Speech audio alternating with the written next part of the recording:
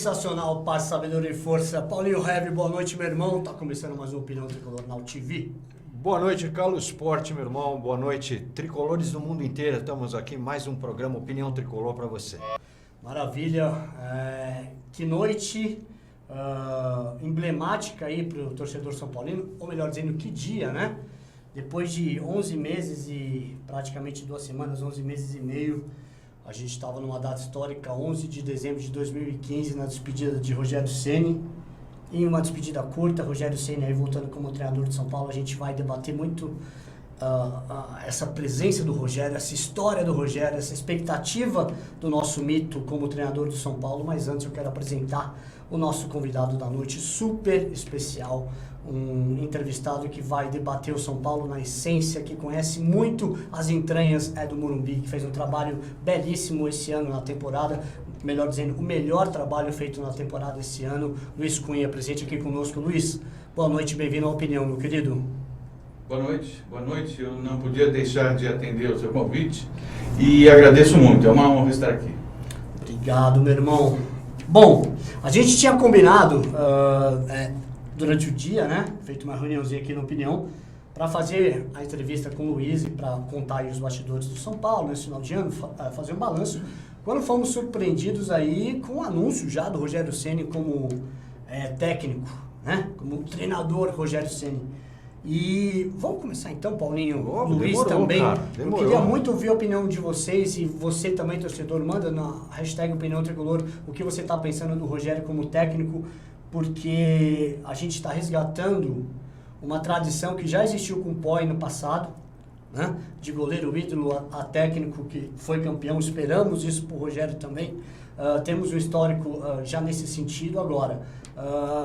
São muitas incógnitas que pairam e, obviamente, que a idolatria e o sentimento que todos nós temos pelo Rogério vai fazer a diferença para que a gente tenha toda a paciência e toda a segurança possível de saber que no banco de reservas nós temos o São Paulino de alma e coração, né, Paulinho? Não tenho a menor dúvida, Porte. E, além do mais, eu quero deixar claro para a galera que está todo mundo alvoroçado. O que será que vai acontecer? O que será que não vai acontecer? O que vai acontecer é o seguinte: um dia o Rogério Ceni cismou de bater uma falta, e teve muita gente que falou um monte de besteira. Não, o goleiro nunca vai acertar, ser batedor de falta, não já se viu.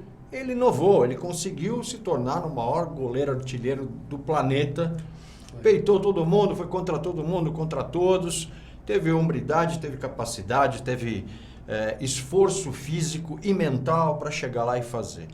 Então, eu estou à vontade para falar para vocês o seguinte: o Rogério não é um oportunista. O Rogério, para quem não sabe, ele sempre esteve lá atrás, pilotando, dando palpite, escalando o jogador entre aspas, opinando. Nada mais certo do que deixar o cara, apesar de eu achar que podia demorar um pouquinho mais para ele estrear e tudo mais, em virtude do nosso ambiente ainda estar conturbado, vamos dizer assim, e a gente vai entrar nesse assunto logo na sequência.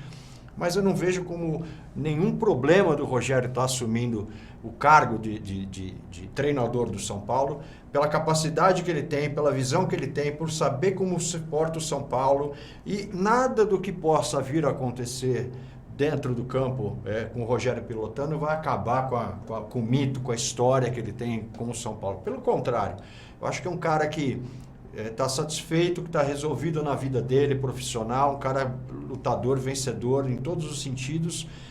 Se doar um pouco mais para o São Paulo, independente do salário que veio a ganhar, chega a ser até um negócio muito mais econômico do que todo mundo imagina, porque o Rogério estando lá dentro, independente de quanto for ganhar, que é já a preocupação da maioria das pessoas, se o marketing for bem trabalhado, não, e outra, ele vai ajudar a gente liberar um monte de jogador que são os que a gente costuma chamar de come e dorme, que estão lá ganhando quase isso por mês e que não funcionam em termos de produtividade para o São Paulo Futebol Clube. Então, seja bem-vindo, Rogério. Eu criei um bordão uns anos atrás. Eu ia falar disso agora. Que eu acho que tem tudo a ver com isso. In Ceni we trust. E a gente acredita no Rogério e tenho certeza que ele vai corresponder às expectativas. Sensacional. Luiz, Rogério Ceni. Eu acho que o Rogério é um cidadão à parte. É uma pessoa diferenciada. Eu acho que tudo que o Rogério fizer vai sempre fazer bem feito. O Rogério, como jogador, não precisa dizer mais nada. Ele escreveu uma história linda, maravilhosa, na vida do São Paulo Futebol Clube. Agora nós temos o Rogério Ceni, treinador. Quando a gente vai contratar um profissional, quando a gente vai contratar alguém para ser técnico do seu time, você vai olhar o currículo. E o Rogério, o currículo dele está em branco. Ele vai começar a escrever o currículo como treinador principal do São Paulo. Aí é que eu tenho um certo receio de que isto macule toda a história do Rogério no São Paulo. Então, a nossa torcida, a nossa esperança, as nossas preces precisam ser dirigidas ao sucesso do Rogério, para que ele continue o nosso ídolo, para que ele continue escrevendo uma história maravilhosa dentro da história do nosso time. Fantástico, olha só, Luiz, chegando com tudo. Você sabe que aqui nos bastidores, antes de começar, eu estava tendo aula com essas duas sumidades aqui, estavam falando de jogos dos anos 70, né? E... Nós é velho, nós já viu, né? Então, mas o Rogério também é um cara que tem 2 décadas e meia de São Paulo para contar. Pois é. E grandes referências, o Rogério teve Tele Santana com Zete, tanto o Rogério quanto o Tele fizeram o Muricy Ramalho também crescer muito no conceito dele de treinador. O Rogério, tricampeão do mundo, talvez tivesse mais conhecimento do que acontecesse dentro de campo do que o próprio Paulo Autuori. Não tem a menor dúvida. Né? O Rogério trabalha com treinadores de personalidades diferentes, de atitudes diferentes, os mais comedidos, os mais agressivos, de Oswaldinho a Leão, por exemplo. Mas eu acho que ele foi ganhando uma cancha muito grande, principalmente nessa interface de você trabalhar com o jogador, que foi a primeira entrevista dele hoje, foi justamente nesse sentido, que o segredo maior do futebol é você conhecer a essência ali de quem você trabalha e de fazer esse grupo ter um significado vencedor. O Rogério, como exemplo de abnegação, acho que é imbatível no futebol mundial, em qualquer posição mundial. Qualquer ramo de atividade, vamos dizer assim. Né? Então, aí o único senão que a gente faz é justamente nessa questão de a experiência adquirida enquanto jogador, obviamente que é uma outra bagagem para você ser treinador, para você lidar com aspectos administrativos também que atrelam esse trabalho de treinador. E nesse sentido eu tenho 2 lutas pessoais que eu acho um pouco utópicas, apesar de estar muito esperançoso com a aprovação do novo Estatuto de São Paulo, viu, Luiz? Que é a profissionalização do futebol e também a certificação das carreiras de técnicos. O Dorival Júnior deu uma entrevista no programa do Neto, no horário de almoço, há dias atrás, que eu achei espetacular, apesar do entrevistador eu não ser muito fã, mas eu vi pelo Dorival, que eu considero o Dorival um cara bacana, legal, vencedor, e ele estava dizendo justamente da luta dele, Dorival, com mais alguns treinadores, junto à CBF, para que os técnicos brasileiros tenham uma graduação, tenham um curso como existe lá fora, e o curso que existe assim lá fora, nos grandes centros europeus e na própria Argentina, não é uma opção, é uma obrigação. Lógico. O técnico do Real Madrid, o Zidane, não é porque era o Zidane capitão da França, campeão do mundo. O Zidane teve que se certificar. O Guardiola, a mesma coisa. O Mourinho, a mesma coisa. E, obviamente, que o futebol brasileiro é um mundo à parte. Nós temos uma dificuldade de cultura de atletas e de treinadores e um corporativismo que impede que isso avance. Uhum. E os cases de sucesso que ocorrem, eu vou dar um exemplo mais claro, é o Tite, fazem com que esse processo atravanque um pouco também. É verdade. Porque, entendam, o São pontos estudar... fora da curva, né, na realidade, né? O estudar não é meramente você fazer um estágio lá fora para conhecer grandes clubes europeus. O estudar é você se graduar realmente. É você ter 2 anos de curso com 10, 15, 18 disciplinas. O futebol argentino está formando 1000 técnicos nos cursos que eles fazem. E você pega uma eliminatória com 6 seleções com técnicos argentinos, não é por acaso. E o futebol europeu é a mesma coisa. Então, esses cases de sucesso, e o Rogério foi mais uma vez abnegado, mas também autodidata. Aham. Como o Tite também é É autodidata. Pode dar muito certo dentro da nossa realidade. Mas quando ocorrem os 7-1 da vida, é porque a gente está nesses parâmetros atrás É verdade. do futebol mundial, né? Mas óbvio que Rogério Ceni, por sua idade, por ser recordista mundial e por ter uma identidade absurda com o São Paulo, a gente só pode dizer o seguinte: Rogério, boa sorte. Rogério, você acima de tudo, isso é muito importante frisar aqui, Paulinho, Luiz, Rogério, você é um patrimônio da torcida do São Paulo. É, bem lembrado Teremos isso. Né? eleições em abril. O Rogério não pode ser trunfo eleitoral de ninguém. Nem garoto propaganda.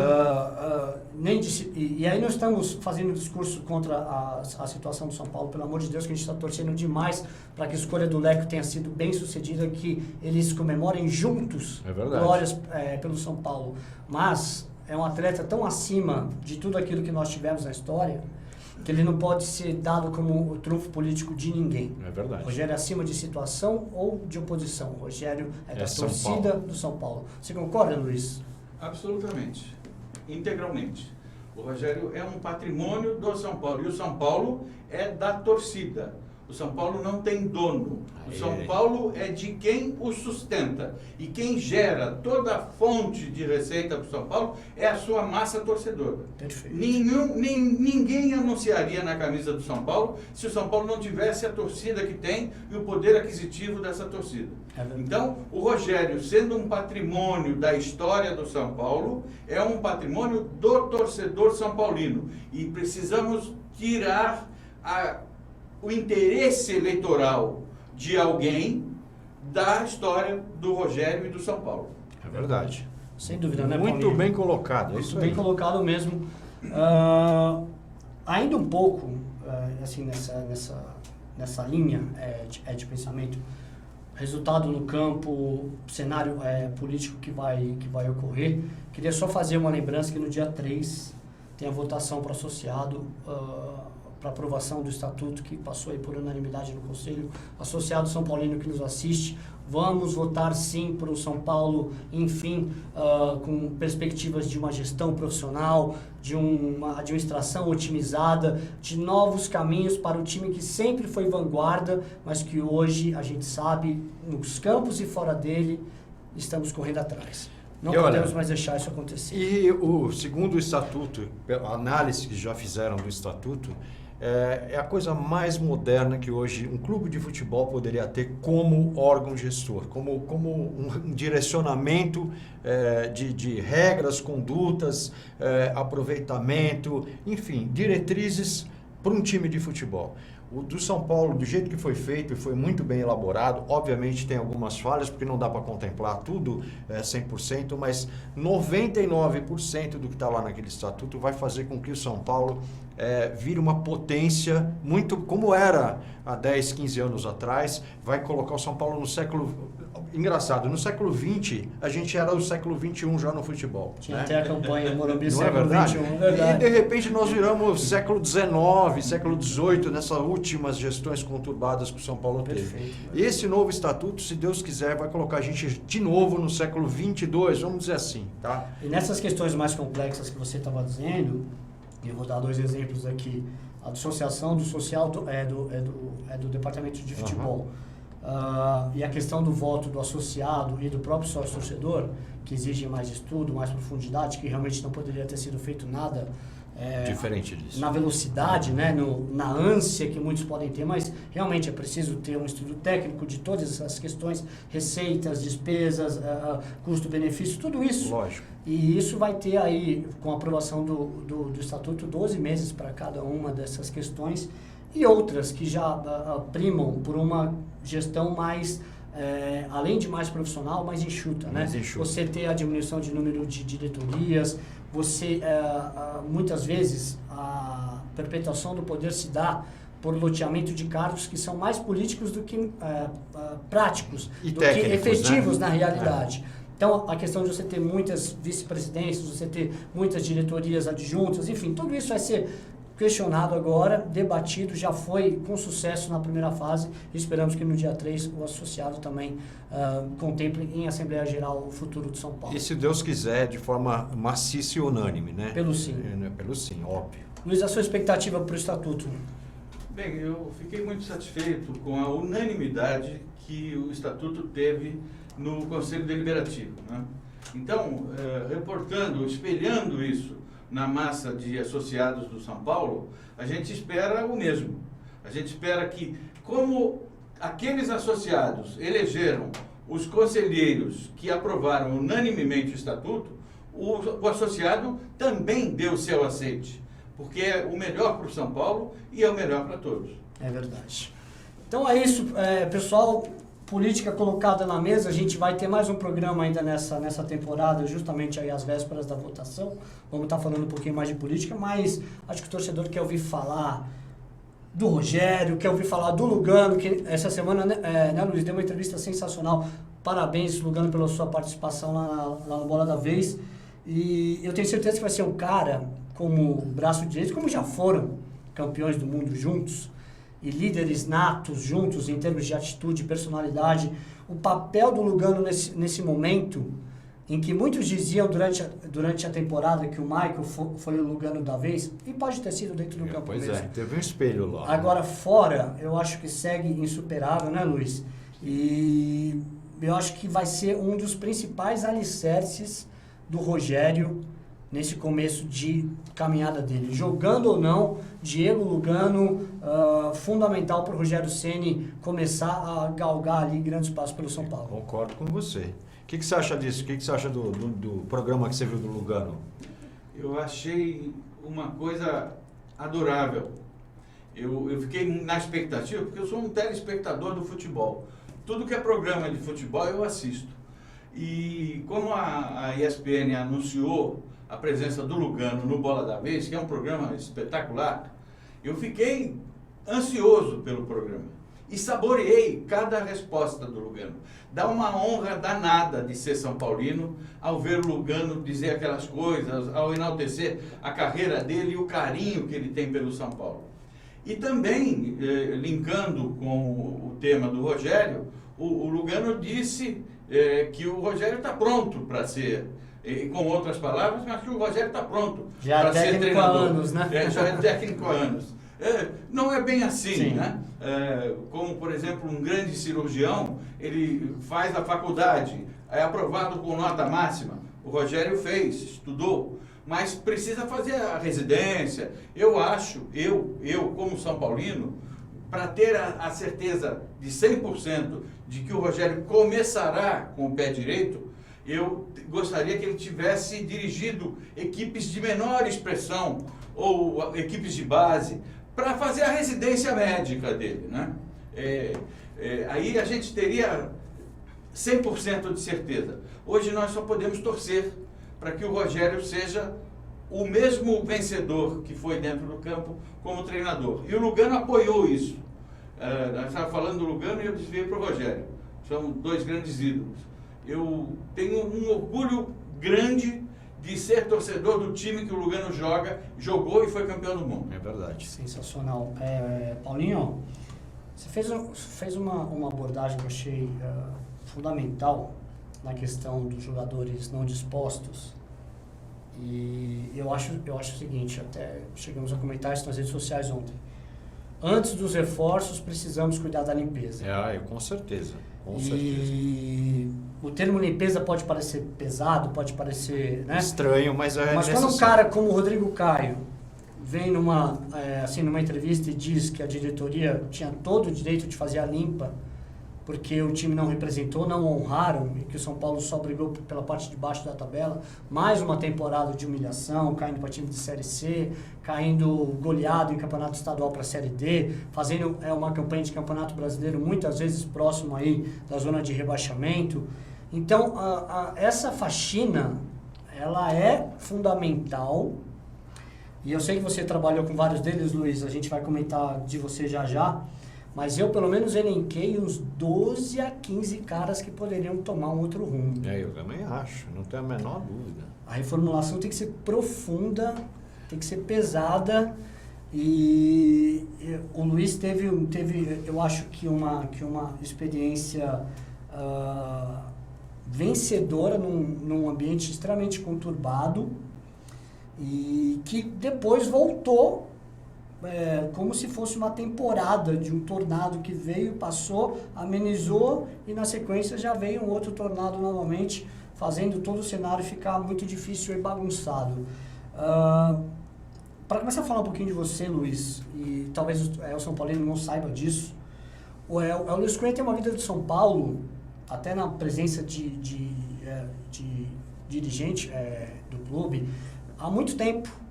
Só que o protagonismo começou a partir, talvez, da temporada passada, do ano de 2015, quando naquele momento tão difícil que o São Paulo estava vivendo, aquela guerra política terrível, escândalos, o São Paulo exposto na mídia, dilacerado, tendo resultados pavorosos. Mas em setembro de 2015 chegou um cara na base, que está aqui sentado conosco hoje, que já tinha passagens pelo São Paulo, passagens de luta, idealistas, inclusive na questão do terceiro mandato, tomando um posicionamento firme contra aquela situação, enfim.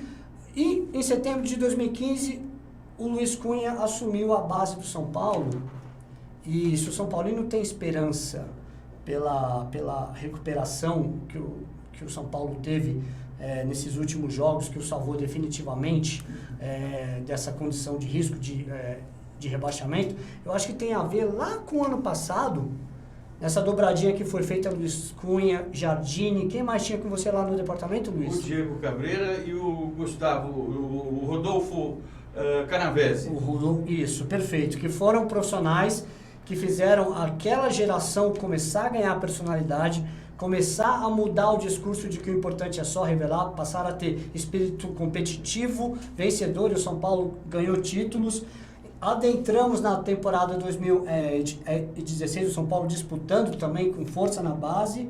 Só que o profissional vivia uma situação muito difícil. Dificílimo. Encerramos o ano naquela coisa de ser achincalhado pelo rival da Baixada mais uma vez na Copa do Brasil. Tomamos 6 gols deles. E tomamos 6-1, né? Então, por mais que fosse o começo da era Leco, o São Paulo não conseguiu responder administrativamente à mudança naquele momento e sucumbiu. Foi muito difícil. E começou 2016 de uma forma muito conturbada também. A gente tinha plano de uma nova temporada, bom, baixou a poeira, vamos... reconstrução, né? Aquela conversa transparência, tudo mais. Só que aí o São Paulo começou muito mal, perdendo o clássico novamente, assim, numa condição não muito boa no Campeonato Estadual. E na Libertadores, a obsessão do São Paulino, a maior conquista que a gente tem é de bater no peito para falar: viajamos o mundo 3 vezes para conquistá-lo, porque ganhamos 3 vezes a América. E não perdemos viagem, né? O São Paulo, com toda a sua história e tradição de Libertadores, tinha 2 pontos em 9 disputados. E contra times de tradição absolutamente, perdão, não é zero, discriminação, não é nada, mas medíocres no futebol. Perdemos de um time boliviano que não ganhava 30 anos fora de ninguém. Tiraram o sarro da gente aqui no Pacaembu. De ninguém. Tendo que ainda assim, vivenciar a greve de silêncio dos nossos próprios atletas. Então, um desrespeito com o São Paulino e um desrespeito com a tradição do São Paulo na Libertadores. Vivemos uma fase muito conturbada, depois empatamos com o time mais fraco do grupo, lá da Venezuela. A pré-Libertadores já tinha sido complicada. Eis que o São Paulo ansiava por mudança e chegou no cenário Luiz Cunha. Luiz Cunha que veio para um segundo turno de fase de grupos de Libertadores, e dos mesmos 9 pontos disputados na primeira fase, onde São Paulo teve 2, o Luiz conquistou 7. O Luiz abraçou esse time, e esse time de alguma forma abraçou o Luiz, que a correspondência foi diferente. E assim foram as fases 8ª de final, 1/4 de final também. E o que a gente tem para apresentar como abismo do que acontecia e do que aconteceu. Nós estamos aqui fazendo um discurso político, pelo amor de Deus, estamos falando de resultados. Estamos falando de amor ao São Paulo. Jogador que não queria mais negociar, dizendo a ele que agora que ele estava lá, negociaria com ele, abriu o passe de novo para começar a conversar novamente. Perfeito. Estamos falando de Paulo Henrique Ganso por aqui. Exatamente. Só ele. A questão do Michel, que teve uma resposta com o Luiz e só com o Luiz, mas falando em números, é isso que me chama mais atenção, o Luiz teve aproveitamento na Libertadores de 62%. E no Campeonato Brasileiro de 55%. Para quem não sabe, 55% daria o G5 ao São Paulo. É verdade. O São Paulo estaria na Libertadores do ano que vem. Obviamente que são variáveis, não é uma ciência exata, mas o fato é que esses resultados foram construídos e o comparativo é que assusta.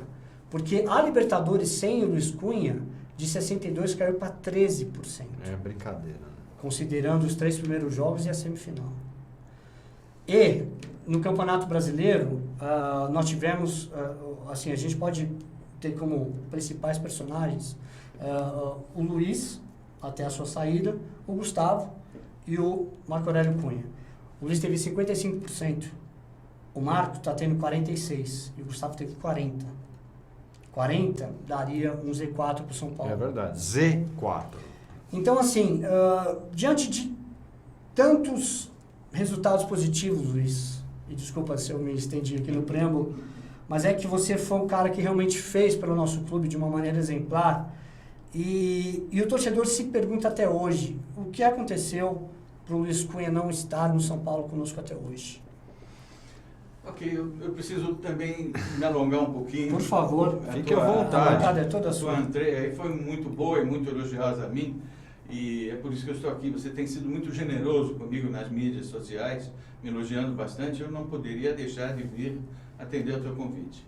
Eu quero dizer ao São Paulino que eu sou um homem de origem muito humilde. A minha mãe era costureira lá do bairro do Pari e meu pai era operário.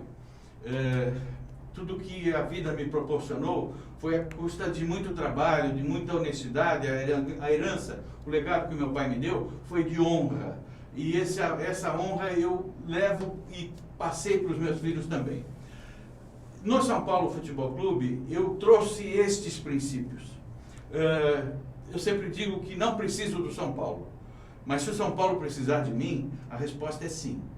Eu estava fora, afastado, porque fui contra o terceiro mandato desde o início, do embrião, desde que começou aquela conversa de um terceiro mandato, eu fui contra, me posicionei contra e, como não obtive êxito na intenção de honrar o Estatuto do São Paulo, eu me afastei. Eu fui embora para casa, virei torcedor, fui para o sofá. Pois bem, me ligaram em setembro do ano passado, dizendo: Luiz, o São Paulo precisa de você. Aquela situação. Se precisar de mim, a resposta é sim. Cotia está sem gerente, está sem diretor, nós não temos rumo. Aquilo lá está... O galinheiro está aberto e não podemos botar uma raposa para tomar conta do galinheiro. Precisa de alguém que ame o clube e que possa, em Cotia, fora dos refletores, fazer tudo que o São Paulo precisa. Eu larguei a minha vida profissional, a minha vida familiar e fui para lá. Fui muito feliz ao encontrar o Rodolfo Canavese, contratado uma semana antes.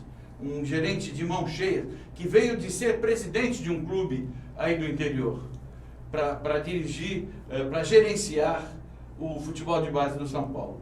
E nós havíamos feito, na gestão anterior à minha, que é do Dr. Médicis, que hoje é o nosso vice-presidente de futebol, uma pessoa íntegra e muito competente, havia contratado o André Jardine para treinador do Sub-20, o Diego Cabreira para coordenador técnico de todo o Centro de Formação de Atletas do São Paulo, e essas pessoas são muito boas, são muito competentes. Essas contratações me deram oportunidade de fazer uma gestão como acho que nenhuma outra foi tão vencedora e tão reveladora de jogadores. E isto me credenciou a ser convidado para assumir o futebol profissional. O presidente Leco me chamou, me colocou que mexeria na direção do futebol profissional.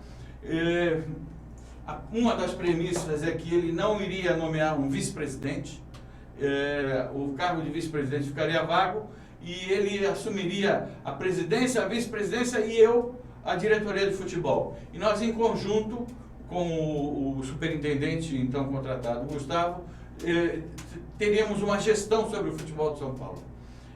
Em princípio, eu disse a ele que gostaria que esse grupo fosse maior. Eu gostaria de trazer o diretor financeiro, muito competente, o Adilson, e o diretor administrativo, o vice-presidente administrativo, também, para formarmos uma estrela de 5 pontas, como é o nosso distintivo, né? Para aumentar esse grupo, dar mais responsabilidade. O Leco fechou questão, falou, não, somos só nós 3. Mesmo assim, a revelia dele, eu fazia reuniões com o diretor financeiro, o Adilson, porque o São Paulo é minha vida. Se o São Paulo quebra e estava a ponto de quebrar, como é que eu vou olhar no espelho, eu sendo o diretor de futebol? Então eu me reunia com o Adilson, porque eu precisava fazer promessas aos jogadores. Eu dizia a eles, agora, na minha gestão, não vai ter mais atraso de salário nem de premiação. Ora, eu precisava do respaldo do diretor financeiro para poder garantir isso. Como não conversar com o financeiro? Se não ficar uma promessa vazia. Não pode ser uma promessa vazia, eu perco toda a credibilidade toda a credibilidade que eu estava buscando. E disse a ele também que eu tomaria medidas drásticas, fazendo algumas demissões na comissão técnica e na gestão do futebol, e isso daria um certo impacto que abriria os olhos das pessoas para a minha gestão. Depois, no dia a dia, com o tete-a-tete, com o trabalhinho da formiga, que vai lá, conversa com um, com o outro, pega um grupo de jogadores, traz para a sala do diretor, vamos fazer uma reunião, vamos ver o que está precisando, onde está pegando, o que vocês reivindicam, o que vocês querem para jogar o futebol que vocês têm. O que está fazendo com que vocês não sejam os jogadores com a competência que vocês têm? Tudo isso foi feito e o resultado foi esse que você disse aí em estatísticas, né?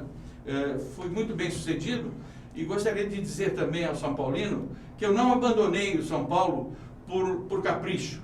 Eu abandonei por uma questão ética, uma questão de honra. Eu comecei falando de honra nesse meu discurso e vou terminar dizendo de honra. Eu fui traído, tomei bola nas costas e não admiti isto da forma como eu estava me dedicando ao São Paulo 24 horas por dia, todos os dias da semana. Muito bom, Luiz. Show de bola. Assim, palavras fortes, contundentes. Nas redes sociais, enfim, no nosso bate-papo de estádio, as pessoas que não comentam, é o seu caso, sempre lembram da questão do Cueva. E eu gostaria de até parabenizar a sua entrevista e também o entrevistador, que a entrevista do Pretzel foi muito boa com você no blog, mas você tem a oportunidade de explicar para o São Paulino o que realmente aconteceu com o Cueva. Nós já sabemos aqui nos bastidores, mas é muito bom que o São Paulino saiba de uma forma geral para encerrar de vez desmistificar essa esse negócio. desconstrução que foi feita no sentido de vetou o Cueva, não queria fulano, não queria ciclano, queria assim, demitir A, B ou C, quando bem na verdade a gente percebeu que naquele momento foi um período que o São Paulo viveu talvez a maior construção de grupo que teve na temporada. Sim. E aí essa questão do Cueva acho que é muito importante que seja esclarecida de uma vez por todas, né? Porque afinal de contas é muito chato você conhecer, você ser sabedor de um fato que não condiz com a realidade que é ventilada. Pois bem, ocorreu da seguinte forma. Como eu disse, eu fazia reuniões com o diretor financeiro para saber aonde eu podia ir prometendo prêmios, aonde eu podia caminhar com segurança para ter a credibilidade junto ao grupo de jogadores e ao elenco todo, toda a comissão técnica e todos os funcionários, porque a premiação do São Paulo é dividida por todo mundo que está no CT. Todos os funcionários, desde o cozinheiro até a segurança não, porque ela é terceirizada, mas todos os que estão na folha de pagamento do São Paulo fazem parte da premiação. Então a premiação sendo boa, toda essa gente ganha, traz um novo clima, traz um ambiente muito melhor. Pois bem, o diretor financeiro me colocava a sombra, aquela nuvem negra que pairava sobre São Paulo. Não temos dinheiro para quase nada, Luiz. Você precisa ganhar jogos na Libertadores, você precisa pular de fases para nós termos premiações que as fases dão, para nós termos o que dá para os jogadores. Então, combinei com os jogadores que nós teríamos premiações percentuais. Um percentual de que, aliás, foi uma reivindicação do grupo, através de uma das lideranças. Nas reuniões que nós fizemos, ele disse, olha, tem clubes aí da América do Sul que dão uma percentagem. Eu achei aquilo muito justo, levei ao presidente, ele me autorizou e nós combinamos dessa forma. Pois bem, dada essa penúria financeira que nós tínhamos, e isso era política institucional colocada em reuniões de diretoria. Eu não inventei isso. Na reunião da diretoria, o presidente dizia, e os vice-presidentes, nós precisamos apertar o cinto, nós não temos dinheiro, nós precisamos formar um caixa, nós precisamos ganhar mais do que gastar para pagar a dívida passada. Ora, eu não contratei nenhum jogador, precisávamos de reforço como precisamos agora, mas eu fui buscar dentro do elenco aquilo que era possível tirar, claro, quem joga são os jogadores, eu não ganho nada. A comissão técnica, o treinador escala e os jogadores jogam. Mas eu dei a eles o ambiente, o clima que eles precisavam para dar o melhor de si. Pois bem, dentro desse aspecto de não termos dinheiro, nós estávamos trabalhando com o que tínhamos, mas eu via algumas coisas, por exemplo, atender o telefone longe de mim, telefonemas que não podiam eu tomar ciência. Eu falei, o que está acontecendo? Eu procurei o superintendente e disse a ele, vocês estão contratando algum jogador na minha revelia? Ele disse, estamos contratando aquele ponta esquerda do Toluca, que jogou com... Aliás, o Cueva jogou contra nós lá em Toluca, no jogo de volta, jogou demais. Jogou muito. Ele mostrou ali o jogador que ele era. Aqui não, porque nós passamos por cima deles com aqueles 4-0, quase não deu para nenhum jogador dele se destacar. Mas lá, de fato, ele mostrou o jogador que ele está demonstrando ser agora. Eu estou contratando aquele jogador e eu perguntei se havia ônus, se nós tínhamos que pagar por ele. Ele disse que sim, que teríamos que pagar cerca de 4 milhões de dólares. Eu falei, então você para. Não dê sequência nisso, porque eu preciso ver com o financeiro se nós temos dinheiro para pagar. Não adianta contratar sem pagar. Nós não queremos aumentar a dívida e nem sujar o nome do São Paulo. Nós queremos contratar aquilo que pudermos pagar. E nós estávamos disputando a Copa Libertadores. Nós estávamos na semifinal da Copa Libertadores. E o Maicon, que vinha a ser o esteio da nossa defesa, o Maicon precisava ser contratado para poder jogar a semifinal. O Maicon não tinha condições de jogo, porque vencia o contrato. O contrato já estava terminando. Então, estabeleci uma prioridade. Prioridade número 1, contratar o Maicon, para o Maicon poder jogar a semifinal da Libertadores. Prioridade número 2, renovar o contrato do Paulo Ganso. E aí vamos contratar outros jogadores que venham nos ajudar no futuro, como no caso do Cueva, porque como já tinha jogado contra nós na própria Libertadores, não podia nos ajudar. Posso até fazer um adendo nisso, você não querendo que você perca a sua linha de raciocínio? Lembrando que o contrato do Maicon também, a princípio, foi super mal planejado, exatamente venceria nas finais, né? Não teria a validade. Sim, ele não poderia jogar nem a semifinal. Ele não poderia jogar nem a semifinal. Eu acho que isso prova, Paulinho, que o São Paulo, quando eu trouxe o Maicon, é bem verdade que não esperava que fosse. Nós não começamos o ano com o Maicon. Ele não fez parte de um planejamento inicial da diretoria do São Paulo, começou a apanhar de novo. Perdeu o clássico, teve a falha do Lucão. O Lucão ficou com aquela questão fatalista, é um jovem, talvez a carga muito pesada, mas o fato de 2 jovens, ele e o Rodrigo, apesar que o Rodrigo cresceu demais, tem jogadores que a seleção faz mal, jogadores que a seleção faz bem. O Rodrigo, além de estar mais forte fisicamente, ele ganhou em personalidade muito e tem nos ajudado. Rodagem, né? Pegou ralando, e né? Deu a liga com o Michael, São Paulo aí, uma das melhores defesas do campeonato, por incrível que pareça. A nossa posição de campeonato não condiz com um bom aproveitamento defensivo. É verdade. E nem com as questões aí de pressão sobre o goleiro, enfim. Mas o fato é que tudo aquilo que estava acontecendo, o São Paulo precisava de um tratamento especial em relação aos seus principais jogadores. E uma coisa que o Luiz disse ao passant, eu acho que é fundamental a gente dar mais ênfase, a questão da prioridade 2, a questão do Ganso. Porque o Ganso, com todas as administrações que já assim, haviam passado, ele já tinha deixado claro que ele já estava no limite dele. Quando surgiu a proposta para os Estados Unidos, por exemplo, que infelizmente não deu certo.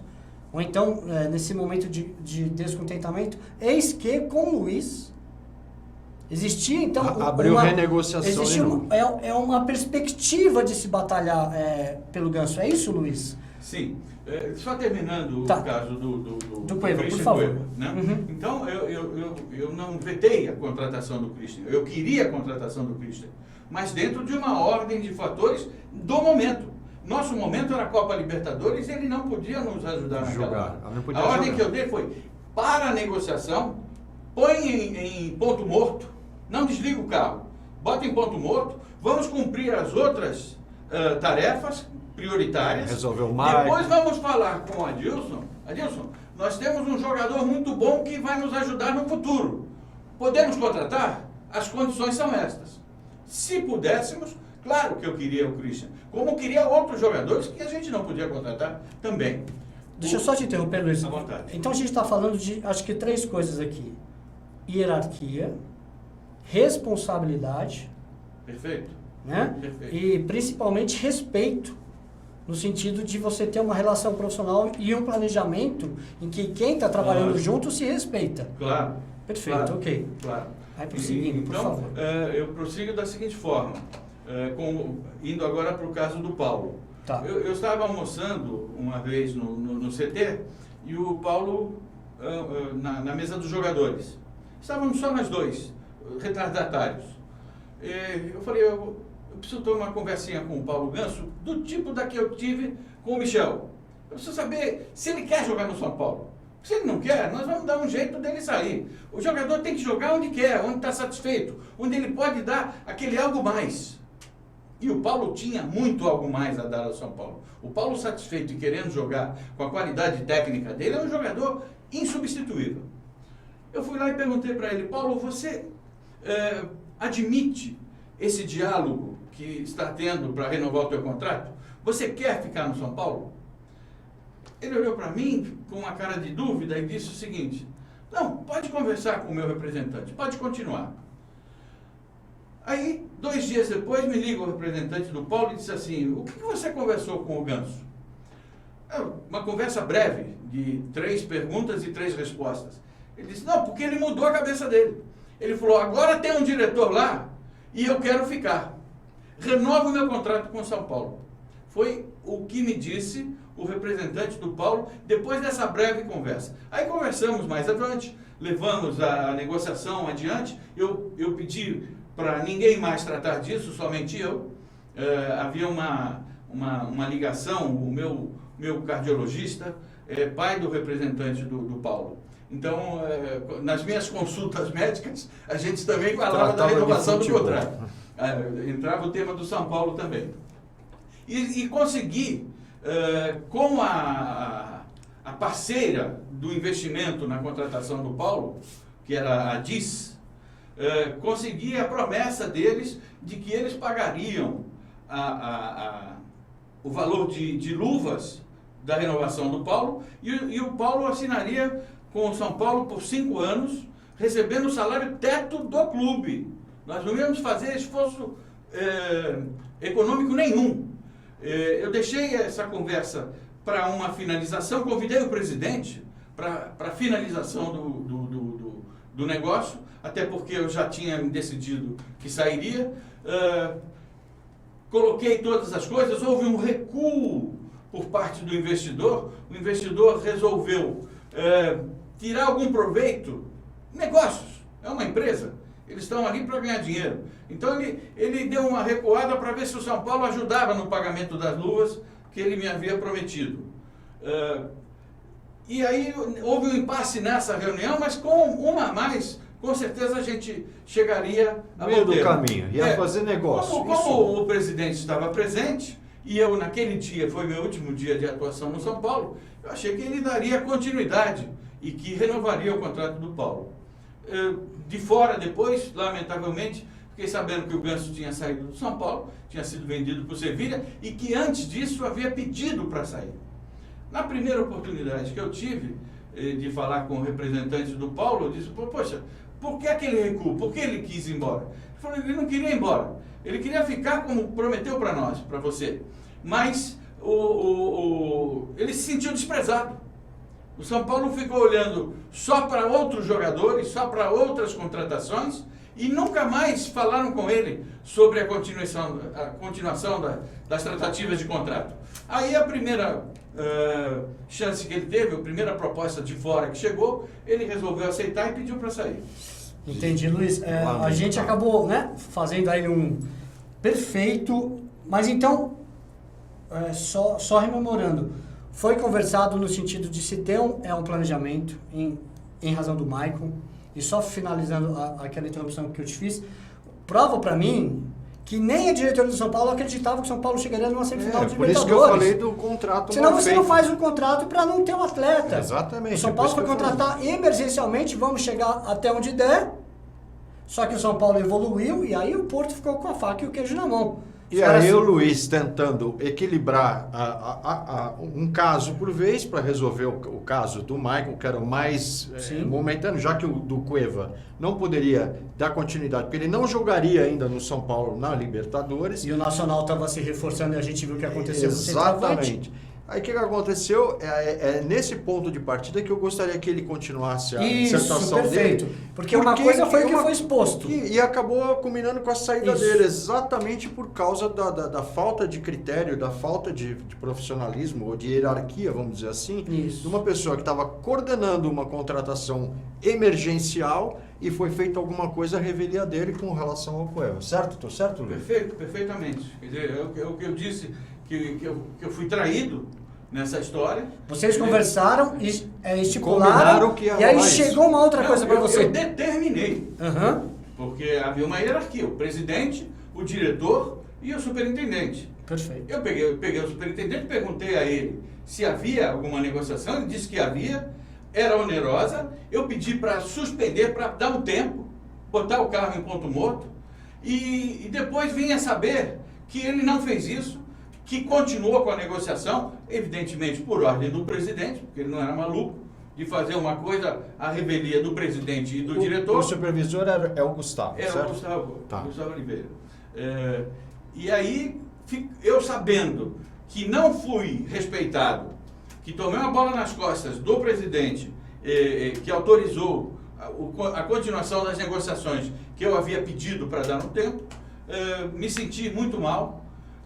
Disse ao presidente que gostaria de sair, ele relutou muito em aceitar. Eu ainda propus a ele que no impasse eu implementaria o sistema de gestão esportiva de futebol que a McKinsey nos havia presenteado por pagamento do sócio Abílio Diniz. Perfeito. Que sistema este, que é a razão de sucesso de muitos clubes no mundo, inclusive na Europa. Pois bem, isto resultaria num rol de tarefas para o superintendente, para o gerente, para todos os funcionários. Cada um teria uma atividade, tudo discriminado. Um plano diretor. Um plano diretor. Então, se isto pudesse ser implementado, na implementação ficaria tudo bem, não precisaria mexer, não precisaria tirar ninguém.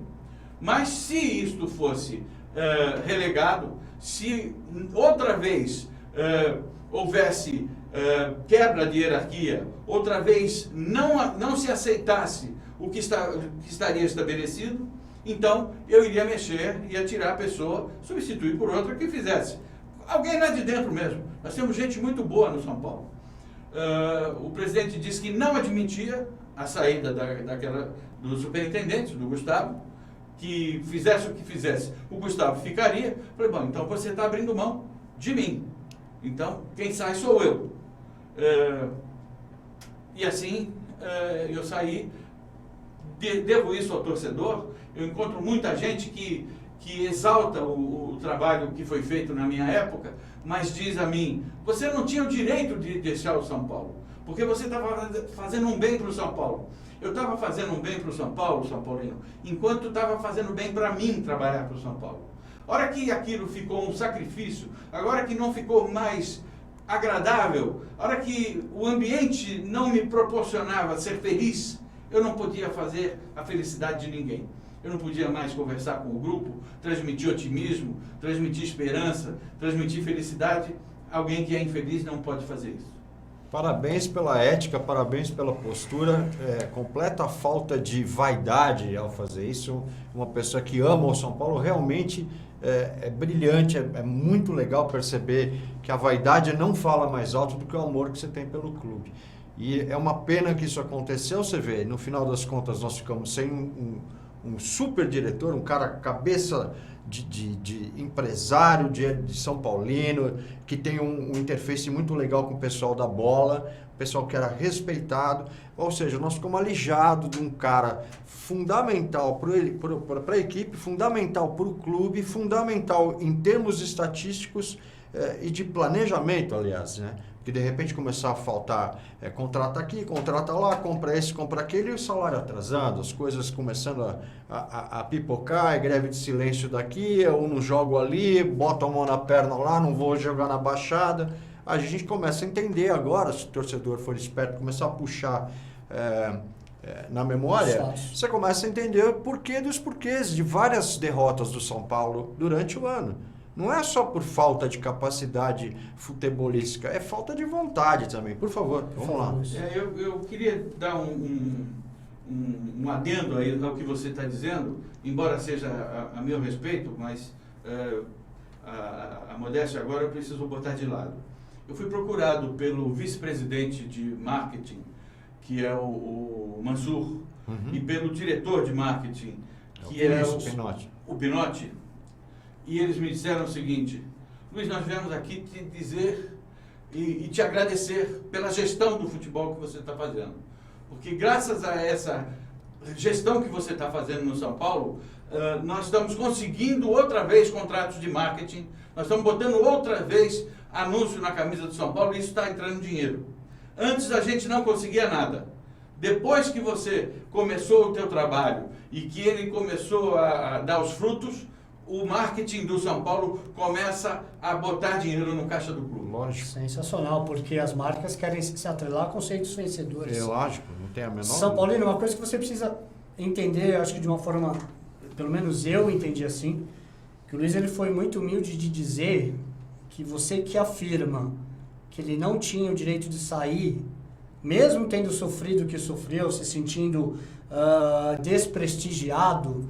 E mais do que isso, se você é diretor, você imagina, eu acho que a vida, em muitos momentos eu tenho isso para mim, é um conceito de você se colocar, a arte de se colocar no lugar dos outros. É verdade. Você imagina você diretor de qualquer empresa e você traça um objetivo para a tua equipe de trabalho e a sua equipe de trabalho não respeita aquilo que você fez.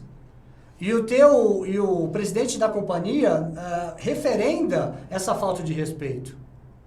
Então, eu acho que isso acaba sendo absolutamente terrível para a pessoa que está ali exercendo, se entregando para uma situação e acaba não tendo guarida das pessoas que mais deveria confiar. Lógico, não tem a menor dúvida. Então, como é que ele propõe uma coisa para os jogadores e aí o cara abre o jornal e vê lá, estamos gastando 4 milhões de tralalá. Os caras, pô, mas o meu salário não entra, tá chegando mais gente, quer dizer, os jogadores da base, pô, por que todo mundo reclama? Os caras querem ir embora. Pô, é lógico que quer ir embora. Tem um monte de coisa pendurada lá, os caras não conseguem jogar. Tem uma hora que o cara começa a olhar pro relógio dele e fala, meu, eu quero jogar, eu quero crescer, eu quero ganhar dinheiro, eu quero ser famoso, eu quero marcar 300 mil gols. Pô, é óbvio, sem planejamento, que é o que ele acabou de dizer aqui em outras palavras, nós estamos sintetizando um ano, né, 8 meses em em 5 minutos, fica insustentável. Uma coisa vai puxando a outra. E não é à toa que o São Paulo hoje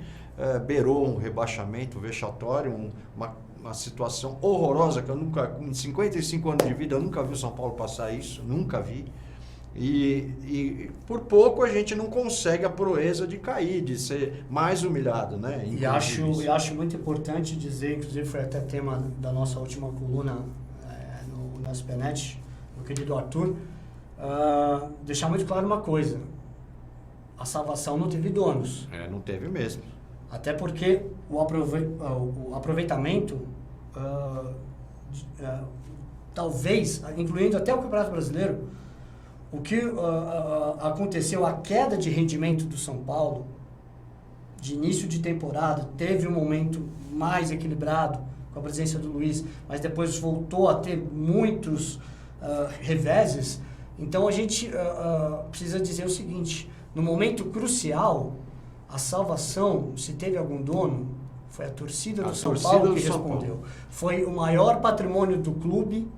E a razão do São Paulo existir, que é você, São Paulino, nos jogos de 50 e tantas mil pessoas, empurrando um clássico no 4-0, que aliás... 5 maiores públicos do ano. Isso, né? Então, e dentro, não interessa se o adversário estava combalido ou não, nós também estávamos combalidos quando tomamos de 6. Mas a presença do São Paulino maciça ali é que fez a diferença. Retificando para não ter problema. Dos 10 maiores, 5 são do São Paulo. Isso, e do brasileiro do 5-3. E aí, assim, você ter a prova maior de que isso que nós estamos dizendo é verdade, é que aqueles 4-0 foram numa sequência de uma derrota por lanterna do campeonato. É verdade. Então é você, São Paulino. É a sua força, como em 2013 e em 2016 fez acontecer assim novamente. O que talvez tenha acontecido nesses últimos anos tenha sido uma amenização de uma questão crítica, que começou o ano dessa forma, com a Ataíde e Gustavo nos cargos diretivos. Depois a Ataíde foi por uma outra questão, por uma outra direção que não a de futebol, mas o Gustavo permaneceu com o Luiz e depois o Luiz saiu. E aí veio o Médici e Jacobson, que chegam sim informações da integridade. A gente, pelo amor de Deus, a crítica nunca é pessoal. Todo mundo que nos chega para falar do Médici, olha, é um cara íntegro, corretíssimo. Agora sim, passou alheio aos ouvidos do São Paulino o que eles fizeram pelo time. Mas não passou alheio o que o Luiz Cunha fez. É verdade. E aí, toda a pressão que aconteceu para o Gustavo sair do São Paulo, torcedor, dirigentes, é porque a coisa era no campo. Não era diferença de eu não gosto de você. O São Paulo estava com risco real. O São Paulo tinha planejado mal. O São Paulo não contratou porque ficou refém de uma situação do Michael. Contratou o Coelho, mas ficou refém do alto valor do Michael. Chegou numa semifinal de Libertadores sem trazer reforço. E no Campeonato Brasileiro, os reforços que vieram, pelo amor de Deus. É verdade. Não são do tamanho do São Paulo Futebol Clube. Gilberto. Sabe, Robson. Então, Jean Carlos, enfim. Sabe, mais uma vez, a gente não precisa de inchaço. A gente precisa crescer e não inchar. E os últimos 3 anos e meio, e a nossa crítica ao trabalho do Gustavo sempre foi essa, o São Paulo não conseguiu ter um momento de time equilibrado. E vale lembrar que participou de todas as gestões. É verdade. Participou da gestão do Juvenal, participou da gestão do Aidar, apesar de, algumas pessoas tentarem fazer uma desvinculação, mas todo mundo que está presente na situação do Leco hoje era Aidar. Era a mesma diretoria. O próprio Gustavo, de 1 ano e meio que o Aidar ficou no São Paulo, ficou 1 ano e 1 mês. Participou de formação de elencos e tudo mais. Ou seja, tem o dedo dele lá. Não, tem tudo. Então, assim, e campanhas absolutamente tiveram os méritos, tiveram acertos. O começo do Michel foi muito bom, Thiago Mendes, a questão do Álvaro Pereira, enfim. Acertos a gente é a tônica da opinião. Nós estamos aqui para aplaudir no acerto e criticar no erro. A questão não é política, a questão é amor ao São Paulo. Vamos usar mais um pouquinho nosso convidado? O que nós podemos puxar mais de assunto com Olha, o que eu sei, que horas são? Meu relógio tá pifado. São 20 horas. A gente tinha combinado com o Luiz, a gente falou, Luiz, o programa vai até 8h30. Só que hoje, 8h30, tem a final do Sub-20, São Paulo e Bahia. Você quer dar uma palavrinha do jogo? Quero dar uma palavrinha assim. Quero pedir ao São Paulino que puder ainda ir ao estádio, que vá ao nosso palco, ao nosso grande Morumbi.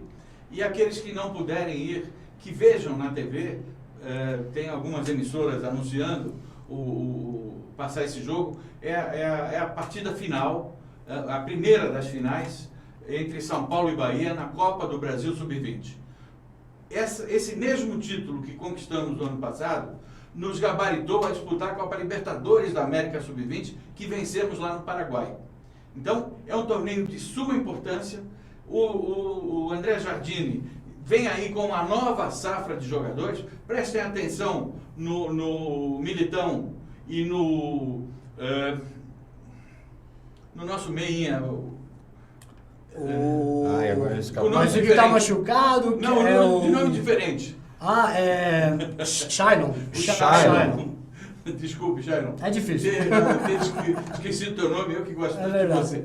Mas o Militão e o Shailon são jogadores que o Rogério Ceni, precisando, pode buscar agora e botar no time. E o Lucas Fernandes volta ano que vem também. Grandes qualidades. Temos o Lucas, temos o Luiz Araújo, temos o nosso grande David Neres. Temos muita gente boa em Cotia para somar com algumas contratações e com os grandes jogadores que nós temos lá no CT. Sob a tutela do Rogério, eu tenho certeza de que as intromissões diretivas vão ser menores, porque o Rogério tem gabarito para impor que não hajam.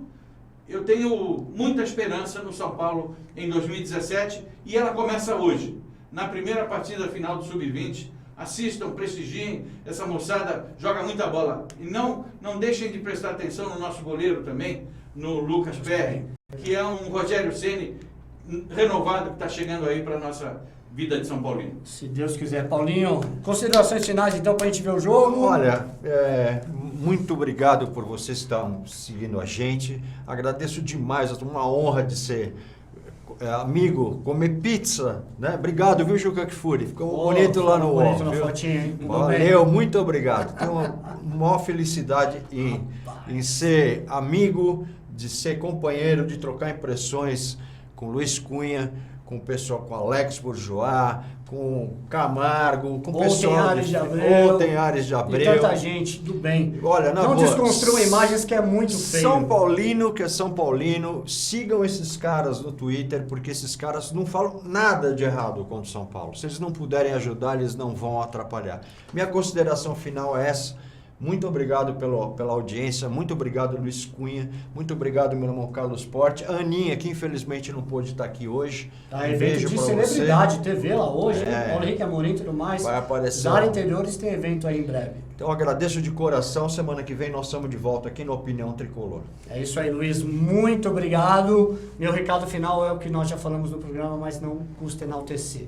A salvação não teve donos, o São Paulo é do seu torcedor e Rogério Ceni, vai pra cima, meu irmão. Seja bem-vindo. Que você é da torcida do São Paulo, você não é de ninguém a não ser do torcedor São Paulino. Saudações, até o próximo. In Ceni we trust. Valeu. Bye bye.